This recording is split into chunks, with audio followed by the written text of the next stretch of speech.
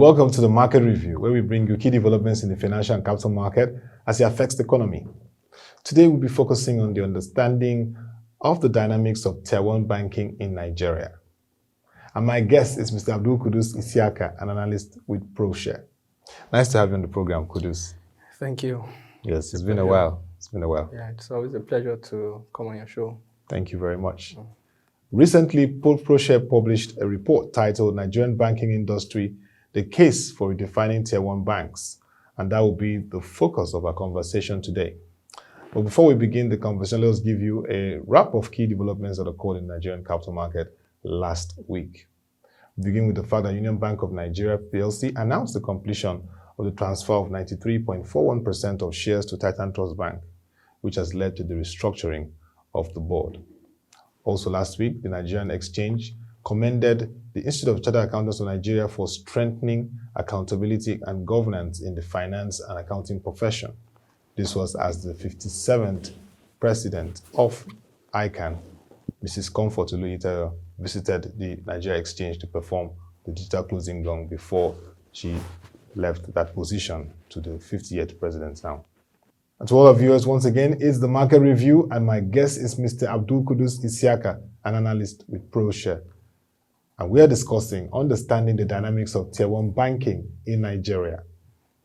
Of course, this comes because of the recently published report by Proshare, which talks about the Nigerian banking industry, a case for redefining Tier 1 banks. And this is really an interesting work. Now, first, Kudus, Proshare recently has published this work, remarkable work, and the reception across the financial community is interesting. But I'd like you to tell us what informed this work and the case for publishing this report. Okay, thank you once again for having me. Yes. It's always a pleasure to be on your show. As you rightly mentioned, Proshare published a banking industry report titled The Case for Redefining Tier 1 Banks. And I must say that the report is the output of 180 days of extensive research by the team. 180 days, that's over 3 months. Yeah, and the output is detailed in a 140-page document, which basically reviews the methodology of classifying Nigerian banks into tiers. And it makes recommendations about certain very vital pre-qualifying conditions that ought to be considered in classifying banks into tiers. Yeah. And of course, it goes forward to rank banks based on these parameters already identified. Yeah. So in the course of doing this, we made a number of interesting findings, which, starting with the fact that the pre-existing tier-based classification we have is actually traceable to a 2013 special banking report published by AfriInvest, a Lagos-based investment company. Yeah. And that report forms the foundation of the tier-based classification that was later on popularized by the moniker or the acronym FUGAS, or if you like, FUGAS. Yes. So you have FBNH, UBA, GT, Access, Zenith Bank, and ETI. Yeah. So that that report, was well received and has over time been adopted. Of course, there have been subsequent reports even published by the same organization, but not any of the subsequent reports have been received the same kind of acceptance. Yeah. But away from that, we also needed to, very quickly in the life of a report, make the point that there is a distinction between the requirements of being an SIB and a Tier 1 bank. We made the point clearly that a bank could actually, a commercial bank could be a Tier 1 bank and not necessarily be a systematically important bank or a systemically important bank. And that's because the Basel methodology, which forms the foundation of the SIB classification, is regulatory facing. So it is, those conditions take, 6% of, industry credit, 6% of industry loans, 6% of deposits, 5% of industry assets, all those conditions are meant for, identifying banks that the regulator feels are too big to fail. And so it doesn't really speak to the investor.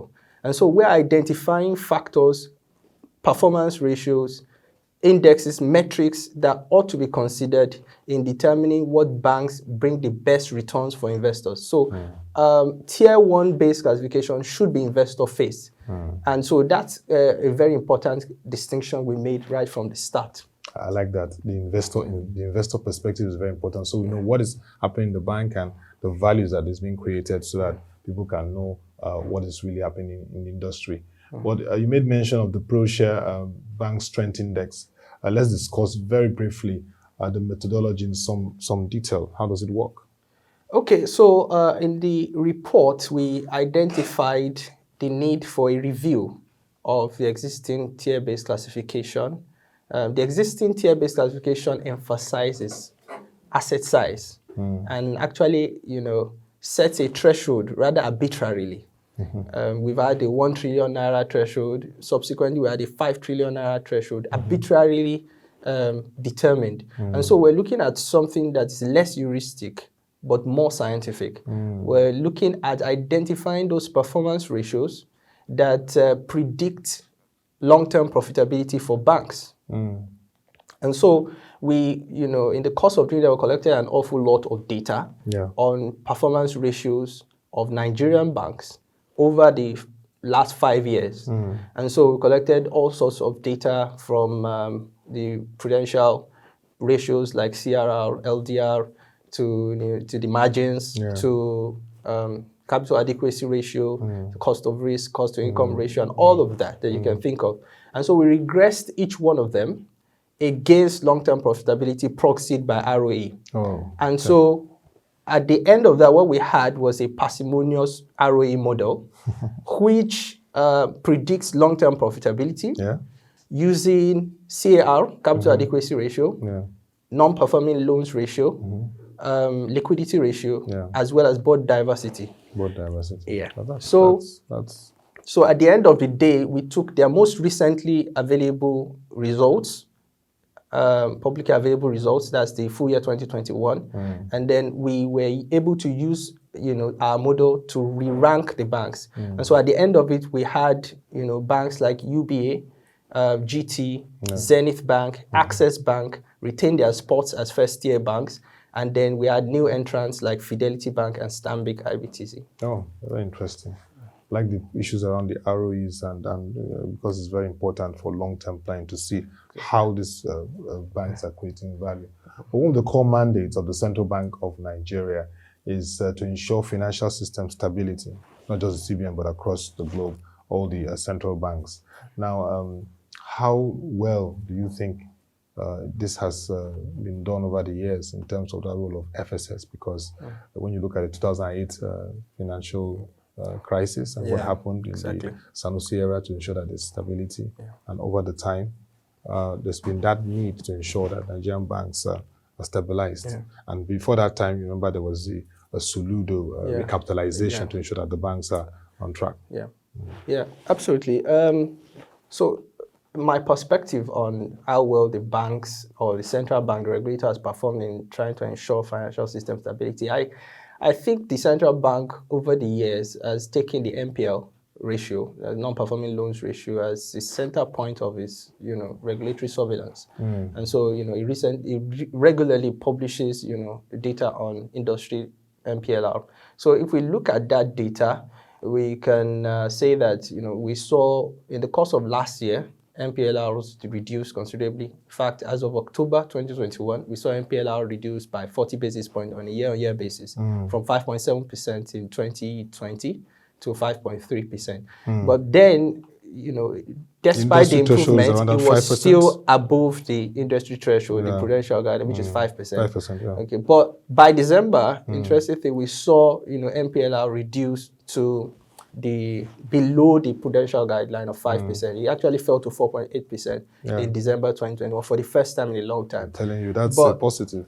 Yeah, it's a positive, but it didn't last long. By April 2022, we saw MPLRs rebound to 5.3% again. Yeah. And there are concerns now, especially as the Monetary Policy Committee has decided to raise the monetary policy rate by 150 basis points. Exactly by that much. And there are fears that credit performance and of course MPLRs will be adversely affected. But we would have to wait and see what the implications are. But we cannot judge the CBN on that basis.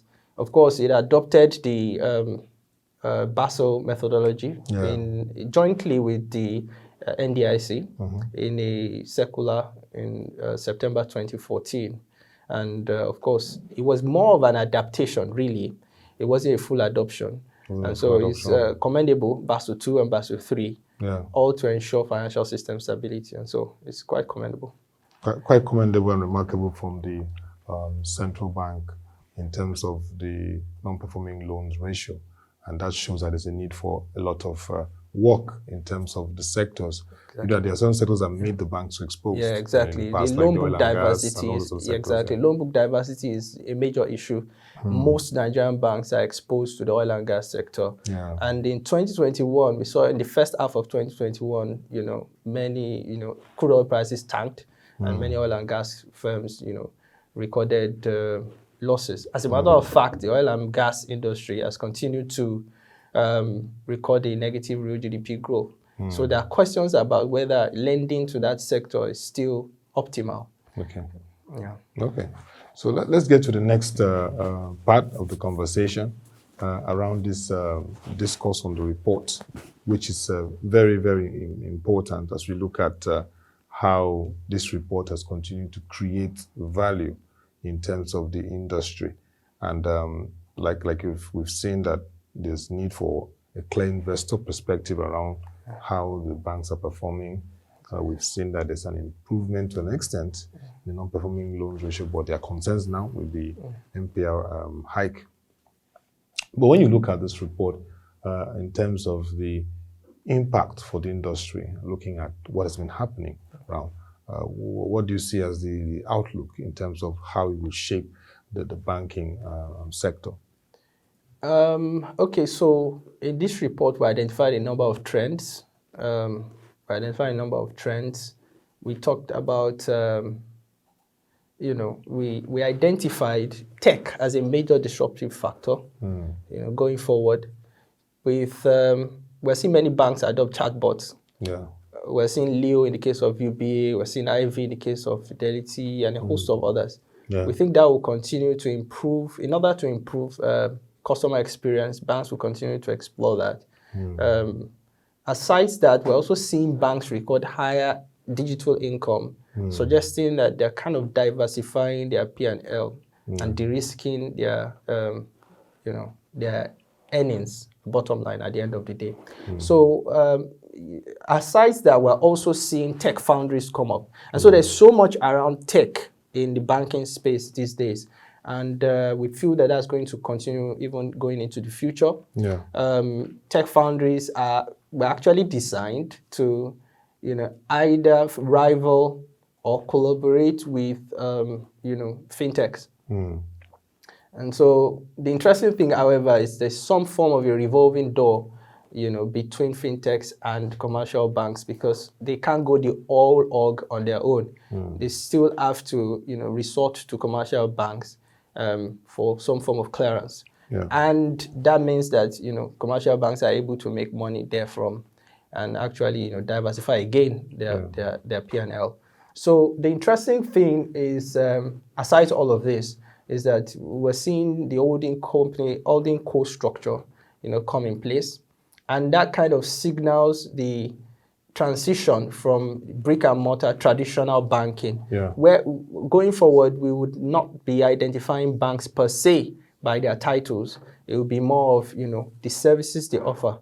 We're seeing mobile money services also spring up, from banks to rival the likes of OPay, PalmPay, and maybe Kuda. But the peculiar thing about Kuda is Kuda actually runs on a microfinance license.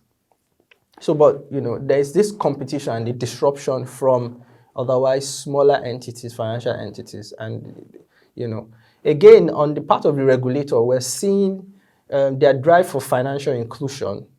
Very key. We're seeing the drive for financial inclusion take a different dimension. Yeah. Before now, central bank was keen on microfinance banks, community banks, but now we're seeing them license PSBs. So Airtel, Telcos, exactly, MTN and Airtel are coming have into their- the fray. yes. We're seeing MTN come into the fray as yeah. well. And we feel that that's going to continue to be the case going forward. Very, very interesting. But the whole idea is we're going to see finance from a much decentralized perspective. We're going to see, financing and the whole business of banking from a much more decentralized, less conventional, more innovative perspective going forward. So let's take a step back and look at how Nigerian banks compare with their counterparts on the continent. Okay. How do you assess that in terms of how they compare with their African counterparts? Well, we may want to consider share size. If we want to look at share size, we probably want to look at asset size, for example. If we, as of 2020, the end of full year 2021, we saw all the 13 quoted Nigerian banks have total assets of about $120 billion US. And putting that side by side with, the asset size of Absa Group, a bank of South African origin. Interesting thing is South African banks dominate the banking scene in Africa. Yeah. So Absa Bank or Absa Group has assets or worth $110 billion US. Just one bank? Yes, that bank alone. And so, that tells a lot of tales of the size. Yeah, exactly. It's a lot that has to be done. And put the entire industry, banking industry's total assets of $120 billion US, put it side by side again with First Rand Group. First Rand Group has total assets of $133 billion US. That's another South African. Exactly, another South African bank. So which alone has more assets than the entire Nigerian banking industry. Then the largest of them all, the Standard Bank Group, has assets of $183 billion US. So a single South African bank is larger than, but in terms of ROE, we kind of perform better, but still we're outperformed by the same banks. So the Nigerian so you banks, can say that after South Africa, Nigeria is faring well competitively. Is that fair? Maybe enough? in sub-Saharan Africa, but if we were to look at Africa, then we'll consider Egyptian banks. And a host of other banks, especially North Africa. But the point is, in terms of performance, we saw Nigerian banks on the average coming with an ROE of 12.67%. Yeah. Now, in the case of Absa Group, Absa Group came in with a performance of 14.6%. Yes. Outperformed Nigerian banks, but not that much. It's not like you have it in the case of asset comparison. Yeah. But First Rand Group came in with an ROE for the year 2021 of 18%, while Standard Bank Group came in with 13%. Note, however, that as a bank gets larger, because of the issues with asset turnover, you expect that the larger the asset size, the lower the ROE. And so you can therefore understand why Nigerian banks manage to inch closer in terms of performance, especially judging by ROE. Yeah. Well, that's remarkable. And we hope that Nigerian banks can do much better in terms of the size and value, looking at the investment opportunities, which is very, very key. And that's very important. Do you have some closing thoughts to share on this report and the macroeconomic impacts and on the banking sector? Of course, we already discussed the implications of higher MPR on NPLs and the industry credit performance generally. I think that's one thing the regulators and the Monetary Policy Committee have to keep their eyes on.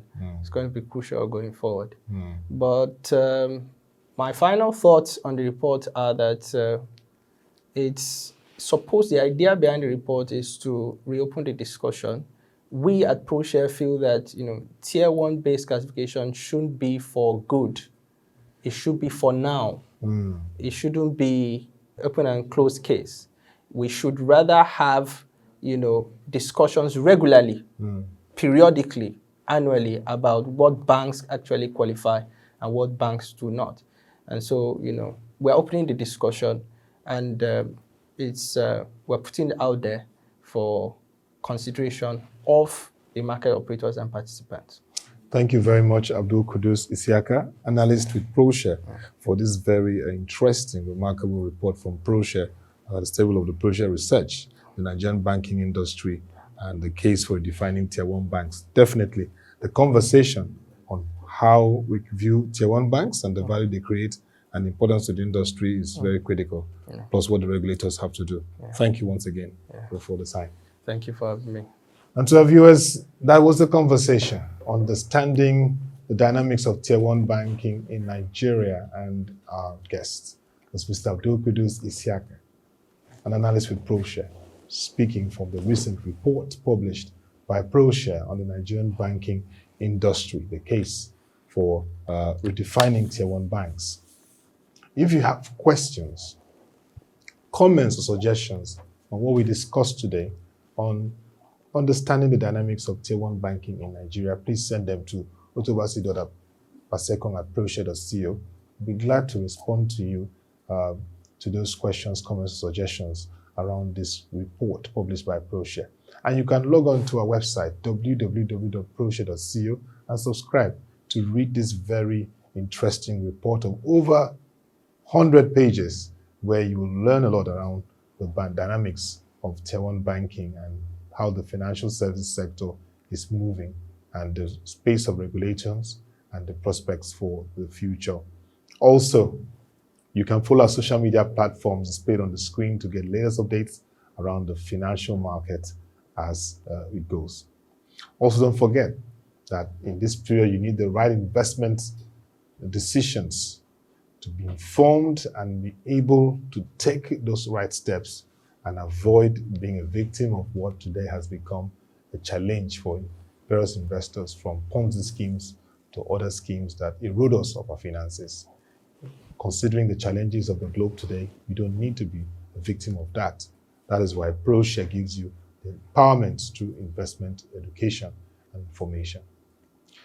Till we come your way again, don't forget that you need to be informed to make that right decision in the investment and financial space. Thank you for watching, and have a lovely day.